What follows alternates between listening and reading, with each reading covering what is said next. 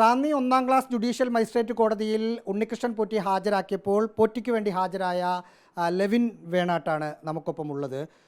കോടതി നടപടികളിൽ ഒരു 14 ദിവസം കസ്റ്റഡി ചോദിക്കുന്നു, 14 ദിവസം തന്നെ കസ്റ്റഡിയിൽ കൊടുക്കുകയും ചെയ്തു. അത് ഈ കേസിൻ്റെ ഒരു ഗൗരവം കാരണം ആണോ അതോ മറ്റെന്തെങ്കിലും ആണോ? തീർച്ചയായിട്ടും അത് കേസിൻ്റെ ഗൗരവം കാരണം തന്നെയാണ്.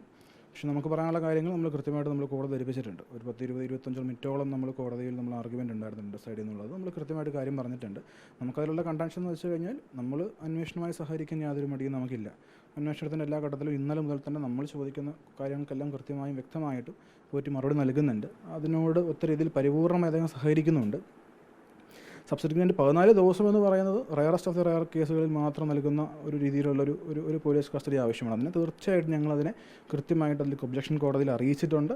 അതുപോലെ തന്നെ അദ്ദേഹത്തിന് ചില മെഡിക്കൽ കണ്ടീഷൻസ് അദ്ദേഹത്തിനുണ്ട്. സ്വാഭാവികമായിട്ടും കോടതിയിൽ 14 ദിവസത്തേക്ക് പോകുമ്പോൾ ആ മെഡിക്കൽ കണ്ടീഷൻസ് കൂടെ കോടതി പരിഗണനയിലേക്ക് എടുക്കണമെന്ന് കോടതി അറിയിച്ചതിനെ തുടർന്ന് കോടതി എല്ലാ ദിവസവും ഇൻവേരിയബിളി അത് എവിടേക്ക് പരിശോധിക്കാൻ എവിടേക്ക് അന്വേഷണത്തിൻ്റെ ഭാഗമായി കൊണ്ടുപോയാലും ഇൻവേരിയബിളി എവിടെയാണെങ്കിലും മെഡിക്കൽ പരിശോധന നടത്തണമെന്ന് കോടതി നിർബന്ധം വളരെ മാൻഡേറ്റ് ആയിട്ട് കോടതി ഇന്ന് നൽകിയിട്ടുള്ള പോലീസ് കസ്റ്റഡിയിൽ അതിന് ഉത്തരവാദിത്തപ്പെട്ട ആൾക്കാരുടെ സൊസൈറ്റിയോട് കൃത്യമായിട്ട് കോടതി പറഞ്ഞിട്ടുണ്ട്. അടച്ചിട്ട മുറിയിലെ നടപടിക്രമങ്ങൾക്ക് ശേഷം പ്രതിഭാഗം അഭിഭാഷകൻ എന്ന നിലയിൽ താങ്കൾക്ക് പോറ്റിയുമായി സംസാരിക്കാനുള്ള ഒരു അവസരം ഏതാണ്ട് 10 മിനിറ്റ് കോടതി തന്നിരുന്നു. പുറത്തേക്ക് ഇറങ്ങിയ പോറ്റി ഞാൻ നിരപരാധിയാണ് എന്നാണ് പറഞ്ഞത്. അങ്ങനെ തന്നെ ആയിരുന്നു താങ്കളോടും? തീർച്ചയായിട്ടും ആദ്യം മുതൽ തന്നെ അദ്ദേഹം പറയുന്നത് അദ്ദേഹം നിരപരാധിയാണെന്നുള്ള കാര്യം തന്നെ അദ്ദേഹം പറയുന്നുണ്ട്. അദ്ദേഹം അതിൽ തന്നെ ഉറച്ചു നിൽക്കുന്നുമുണ്ട്. അത് കൃത്യമായിട്ട് കേസിൻ്റെ വരും ഘട്ടങ്ങളിൽ കൂടുതൽ രേഖകൾ പുറത്തേക്ക് വരുന്ന സമയത്ത് പോറ്റി നിരപരാധിത്വം തെളിയിക്കുന്ന കാര്യത്തിൽ ഞങ്ങൾക്ക് യാതൊരു സംശയവുമായിട്ടില്ല. അത് കോടതിയിലും കൃത്യമായിട്ട് ഞങ്ങളത് പറഞ്ഞിട്ടുണ്ട്. ഞാൻ പറഞ്ഞിട്ടുണ്ട്, ഇൻവേരിയബിളി ഈ കേസിൻ്റെ അകത്ത് അന്വേഷണത്തിനോടൊത്ത രീതിയിലേക്ക് പരിപൂർണ്ണമായി സഹകരിക്കാൻ തന്നെയാണ് അദ്ദേഹത്തിൻ്റെ തീരുമാനം. അതിന് കാരണം അദ്ദേഹം നിരപരാധി എന്ന കാര്യത്തിൽ അദ്ദേഹത്തിന് യാതൊരു രീതിയിലുള്ള സംശയം അദ്ദേഹത്തിനില്ല. അത് കൃത്യമായിട്ട് കോടതിയെ ധരിപ്പിക്കാനായിട്ട് ഞങ്ങൾ ശ്രമിക്കുമെന്നുള്ളത് തന്നെയാണ്. ഈ ഘട്ടത്തിൽ വേറെ ഒന്നും ആ വിഷയത്തെ പറ്റി പറയാനില്ല. ഈ കോടതിയുടെ സ്വാഭാവികമായും 2 കേസ് പോറ്റിക്കെതിരെയുണ്ട്. പോലീസിൻ്റെ ഒരു നീക്കം 1-ാമത്തെ കേസിൽ മാത്രം അറസ്റ്റ് രേഖപ്പെടുത്തുകയാണ് ചെയ്തത്. അതെ, അത് 3002 കേസുകളാണ് നിലവിലുള്ളത്. അതിലൊരു കേസിലാണ് ഇപ്പം അറസ്റ്റ് രേഖപ്പെടുത്തിയിരിക്കുന്നത്. 2-ാമത്തെ കേസ് ഇൻവെസ്റ്റിഗേഷൻ നടക്കുന്നു. അതൊക്കെ ഇൻവെസ്റ്റിഗേഷനുമായി ബന്ധപ്പെട്ട കാര്യങ്ങളാണ്, കോടതിയുടെ പർവ്യൂവിലിരിക്കുന്ന കാര്യങ്ങളാണ്. അതിലേക്കൊന്നും ഞാൻ ഒരു അഭിപ്രായവും അതിലേക്ക് പറയുന്നില്ല. 2 കേസുകളുണ്ട്. ഒരു കേസിലാണ് ഇപ്പം പോലീസ് കസ്റ്റഡി നൽകിയിട്ടുള്ളത്. പുറത്തേക്കിറങ്ങിയ പോറ്റി പറഞ്ഞത് തന്നെ പെടുത്തിയ ആളുകൾ, അപ്പോൾ അങ്ങനെ ഒരു ആളുകൾ ഉണ്ട് എന്നാണ് പോറ്റി മാധ്യമങ്ങളോട് തുറന്നു പറയുന്നത്. ഇതൊരു രഹസ്യ സ്വഭാവമുള്ള ആളുകളല്ല, അങ്ങനെ ആളുകളുണ്ടോ? അതൊക്കെ ഇൻവെസ്റ്റിഗേഷൻ്റെ ഭാഗമാണ്. പോറ്റി അത് കൃത്യമായിട്ട് മാധ്യമങ്ങളുടെ കാര്യം പറഞ്ഞിട്ടുണ്ട്. അദ്ദേഹത്തിൻ്റെ കൗൺസിൽ എന്ന രീതിയിൽ ഞങ്ങൾക്ക് പറയാനുള്ള അദ്ദേഹം നിരപരാധിയാണെന്ന് തന്നെയാണ്. സബ്സിക്വൻ്റായി കേസിൻ്റെയൊക്കെ ഇൻവെസ്റ്റിഗേഷൻ നടക്കാനുണ്ട്. ഇൻവെസ്റ്റിഗേഷൻ്റെ ഫർദർ ഘട്ടങ്ങളിൽ അത് പുറത്തേക്ക് വരുമെന്ന് തന്നെയാണ് ഞങ്ങളുടെ വിശ്വാസം. പോറ്റി ഒളിവിൽ പോകാൻ സാധ്യതയുള്ളത് കൊണ്ട് കസ്റ്റഡിയിലെടുത്തു, അറസ്റ്റ് രേഖപ്പെടുത്തി എന്നാണ്. അല്ല, റിമാൻഡ് റിപ്പോർട്ടിലും കസ്റ്റഡി അപേക്ഷയിലും അങ്ങനെയാണ് പറയുന്നത്. ഞാൻ റിമാൻഡ് റിപ്പോർട്ടും കസ്റ്റഡി അപേക്ഷയും കണ്ടതാണ്. അപ്പോൾ അതിൽ അങ്ങനെയാണ് പറയുന്നത്. അതൊരു ക്ലാസിക്കായിട്ട് എല്ലാ റിമാൻഡ് റിപ്പോർട്ടിലും കസ്റ്റഡി ആപ്ലിക്കേഷനിലും നിരന്തരമായിട്ട് ഒരു ഉപയോഗിക്കുന്ന ഒരു ടേം മാത്രമാണ്. അതിൻ്റെ പുറത്തേക്ക് അതിനൊരു ഫേസ് വാല്യൂ ഞങ്ങൾ നൽകുന്നില്ല. ഞങ്ങൾ ഈ ഇൻവെസ്റ്റിഗേഷനിൽ ആദ്യം മുതൽ തന്നെ കൃത്യമായി സഹകരിച്ചിട്ടുണ്ട്. ഇനിയും ആ ഇൻവെസ്റ്റിഗേഷനിൽ സഹകരിക്കും. നിരപരാധിത്വം തെളിയുന്നിടത്തോളം ഞങ്ങൾ ആ ഇൻവെസ്റ്റിഗേഷൻ സഹകരിക്കാൻ ഞങ്ങൾക്ക് യാതൊരു മടിയില്ല എന്നുള്ള കാര്യം കോടതിയിൽ കൃത്യമായിട്ട് ധരിപ്പിച്ചിട്ടുണ്ട്. പരിപൂർണ്ണമായിട്ട് അതിൽ സഹകരിക്കും എന്നുള്ള മനസ്സോട് കൂടി തന്നെയാണ് പോലീസ് കസ്റ്റഡിയിൽ പോയിട്ടുള്ളത്. അതിൽ വേറെ ഒളിക്കാനോ മറയ്ക്കാനോ അദ്ദേഹത്തിനൊന്നുമില്ല. കൃത്യമായിട്ട് പോലീസിന് അദ്ദേഹം ചോദിക്കുന്ന ചോദ്യങ്ങൾ കൃത്യമായി അദ്ദേഹം മറുപടി പറയുന്നുണ്ട്, അദ്ദേഹം സഹകരിക്കുന്നുണ്ട്.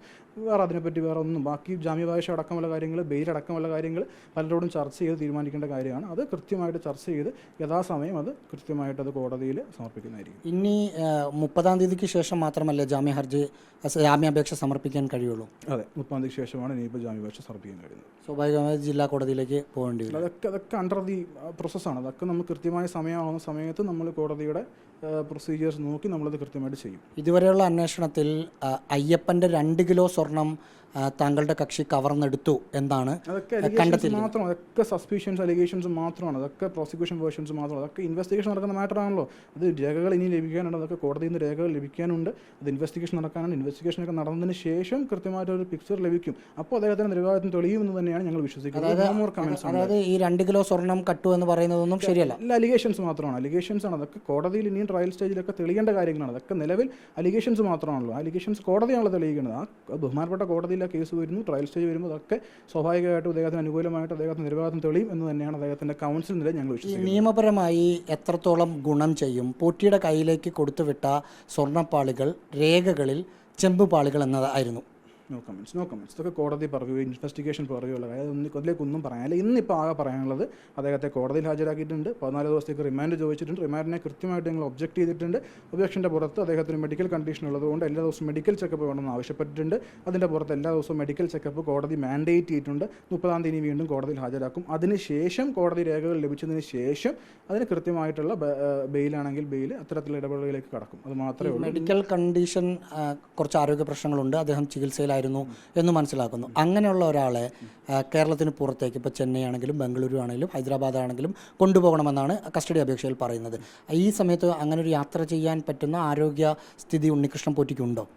അത് തീർച്ചയായിട്ടും അത് കോടതിയിൽ അറിയിച്ചിട്ടുണ്ട്. അതൊരു കാരണമാണ് എല്ലാ ദിവസവും മെഡിക്കൽ ചെക്കപ്പ് കോടതി മാൻഡേറ്റ് ചെയ്തിട്ടുള്ളത്. അതുപോലെ തന്നെ അദ്ദേഹത്തിന് മെഡിക്കേഷൻസ് എന്തെങ്കിലും ഉണ്ടെങ്കിൽ അത്, മറ്റ് അദ്ദേഹത്തിന് എന്താവശ്യം മെഡിക്കലായിട്ടുള്ള എന്ത് കാര്യങ്ങളുണ്ടെങ്കിലും അത് കൃത്യമായ ലിസ്റ്റ് ഞങ്ങൾ ഓൾറെഡി SIT കൈമാറിയിട്ടുണ്ട്. അപ്പോൾ അതുമായിട്ട് ബന്ധപ്പെട്ടുള്ള അദ്ദേഹത്തിൻ്റെ ഹെൽത്ത് പ്രൈമറി കൺസേൺ ആയിട്ട് തന്നെ നോക്കുമെന്ന് SITയും കോടതി മാൻഡേറ്റ് ചെയ്യുന്ന പുറത്ത് SIT ഞങ്ങൾക്ക് ഉറപ്പ് നൽകിയിട്ടുണ്ട്. അതായത് 2 കിലോ സ്വർണം, അയ്യപ്പൻ്റെ സ്വർണം സന്നിധാനത്ത് നിന്ന് പോറ്റി കൊണ്ടുപോയി എന്ന് കസ്റ്റഡി അപേക്ഷയിലും റിമാൻഡ് റിപ്പോർട്ടിലുമൊക്കെ പ്രത്യേക അന്വേഷണ സംഘം പറയുന്നത് വെറും ആരോപണം മാത്രമാണ്. അങ്ങനെയൊന്നും പോറ്റി ചെയ്തിട്ടില്ല എന്നാണ് പോറ്റിയോട് സംസാരിച്ചതിൻ്റെ കൂടി അടിസ്ഥാനത്തിൽ, അല്ലെങ്കിൽ സ്വാഭാവികമായ ഒരു പ്രതിഭാഗത്തിൻ്റെ അഭിഭാഷകൻ എന്ന നിലയിൽ അദ്ദേഹം പറയുന്നത്. സത്യം SIT കോടതിയിൽ തെളിയിക്കുന്നത് വരെ നമുക്കും കാത്തിരിക്കാം. വീഡിയോ ജേർണലിസ്റ്റ് മനു ബാലകൃഷ്ണനൊപ്പം reporter Rahees Rasheed, in reporter, Thiruvananthapuram.